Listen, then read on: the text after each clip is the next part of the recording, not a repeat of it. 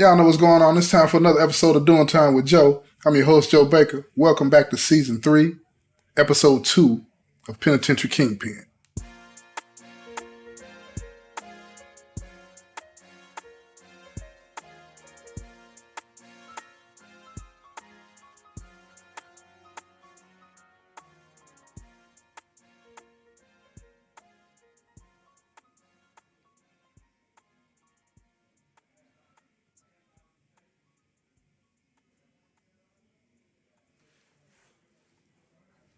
Several weeks had passed and Roxanne still hadn't told Leah what was going on.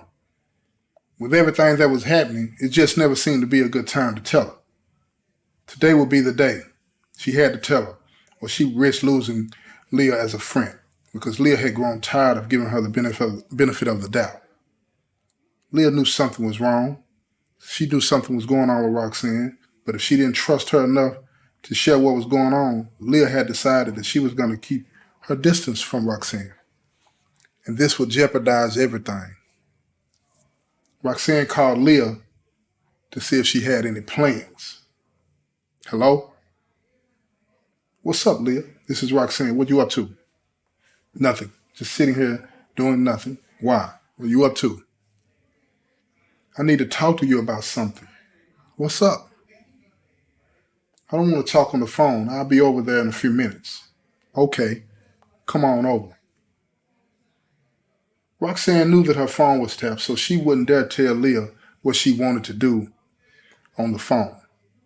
On the way over to Leah's, she tried to find the words to explain to Leah what she had been up to over the last month or so. But she had to be careful because if Leah walked away from her, she risked everything she had agreed with the feds. Besides, she really didn't want to lose Leah as a friend. Who is it? It's me, Roxanne. Oh, come on in, girl. Leah was in the living room sitting on the couch. When Roxanne saw Leah, she sat down on the couch beside her. Suddenly, Roxanne started to cry. Leah scooted close to her and wrapped her arms around her. What's wrong? What's going on with you? You better not be pregnant. Girl, I ain't pregnant. You know I don't mess with nobody. I'm loyal to St. John. So why are you crying? Leah, I got something I need to tell you, and you might not like it. I don't even know where to start. Just talk to me. Talk to me. Tell me what's going on. I told you no matter what, I got your back. I'm not going anywhere. I just need you to be honest with me. Tell me what's really going on. Roxanne looked at Leah, and she started to explain. Leah, a few weeks ago, the feds were waiting for me when I got home.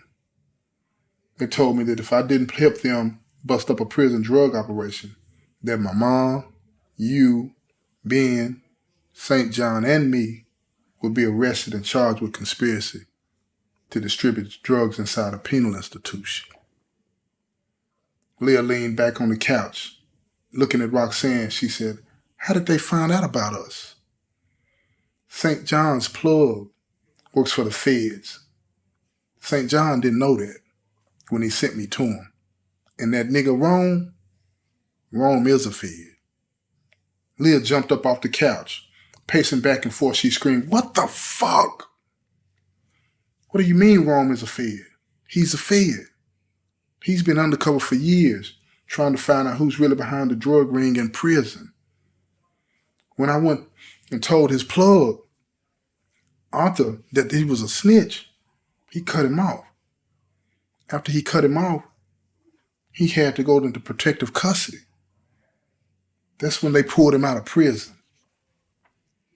That's when they bumped down on me. What do you mean they pulled him out of prison? They brought him to my house. He had a badge on and everything. He's the real police. Did St. John know that his plug had sent him to you? No, he didn't know. They explained everything to me. They told me everything. How St. John worked with them when he got locked up, but he didn't know. They were the one interested in him.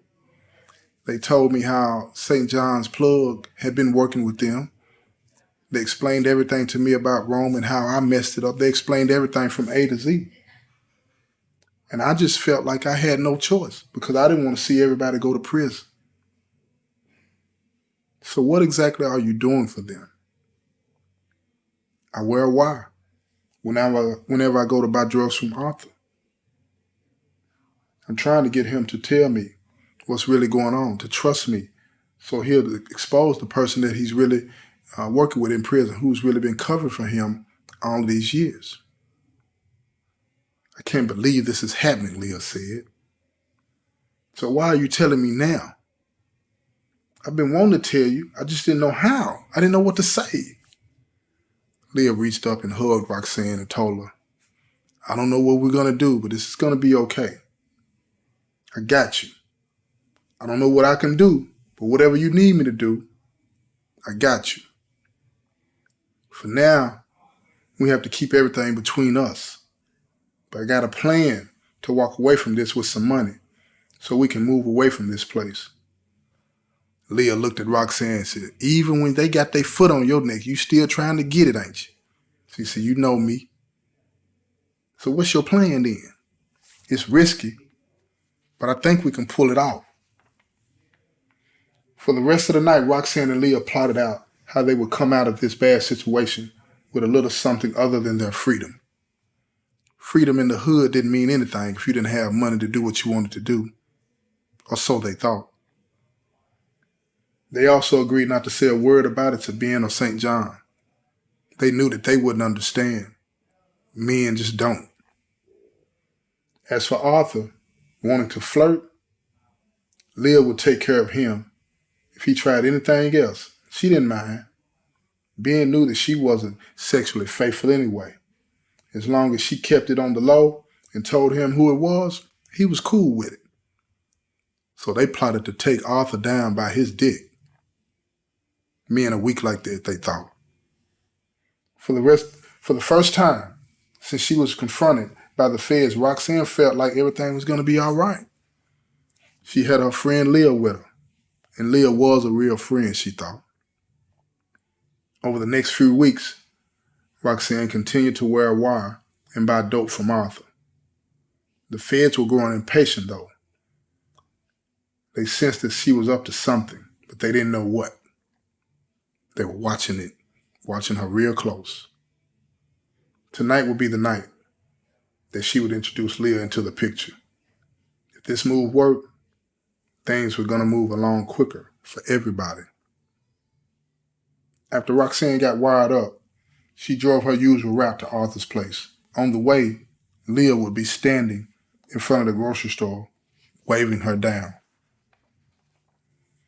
Roxanne went straight into actress mode because she knew that they would be listening. I got a problem, Roxanne said. Without waiting for a response, she said, my friend Leah is waving me down. I got to stop. I'll see what she wants and then I'll move on. So she pulled the car over to the side. What's up, Leah? Why are you standing out here? I was supposed to meet one of my late nights out here, but he stood me up. Can you give me a ride home? Roxanne, knowing that they were listening, said, I got something to take care of right now. It'd be hard for me to do. Leah wasn't taking no for an answer, so she opened the door and got in. Roxanne pretended to be upset, but didn't tell her to get out of the car. Where you going? You better not be creeping on St. John, girl. Nah, it ain't nothing like that. I'm on my way to pick up our stuff for visit. Oh, yeah, I'm going with you then. Roxanne hit the brakes. No, you can't go. Why not? Roxanne waited a few seconds and then said, okay, but don't be running your mouth. You know how you get. Roxanne got to the house and they both walked to the door. Before Roxanne could knock on the door, Arthur opened it with a gun in hand. Oh, it's you. Roxanne and Leah stood there spooked out. They didn't expect to be confronted with him by a gun. Come on in. Why you answer the door with a gun? I saw you pull up and she was with you. Who is she? This is my friend Leah. Arthur looking her up and down, his eyes scanning every inch of her body. Leah was stacked He liked what he saw. Leah knew he was checking her out, so she switched her hips from side to side so he could get a good look at her. Then they locked eyes. Got him, she thought. Roxanne watched Leah go to work. I don't have to worry about him anymore, she thought. Do y'all want something to drink? Nah. I'm just here to pick up. Leah wasn't turning down free drinks, so she told him, yeah, what you got? Whatever you want. I'll take a little shot of some of that Remy if you got it. I got you, Arthur said. Without saying a word, Roxanne and Leah looked at each other. They knew that they had to play this right or they would be going to jail. Ferguson, House, and Smith were listening to Roxanne and Leah, wondering what was going on. At this point, they weren't sure if Roxanne had told Leah or what. They really didn't care as long as it didn't blow the operation and got them the results. Besides, if it didn't work out, Roxanne and Leah would be going to jail. Either way, somebody was going to jail. Arthur handed Leah a shot glass filled to the rim with Remy. She downed it and handed the glass back to him for another one. Damn, girl. You don't play. No, I do not. And I'm not a girl. I'm all woman, as you can see, spinning around, bending over, twerking it for him. Yeah, I surely can.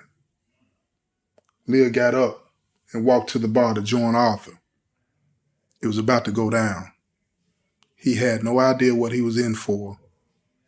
Ferguson, Smith, and House had no idea what was about to happen. But Roxanne's plan was about to pop off. And she felt all the confidence in the world now that Leah, her best friend, was with her. This concludes this episode of Pentitentiary Kingpin. This has been another episode of Doing Time with Joe. I'm your host, Joe Baker, and I say peace, y'all.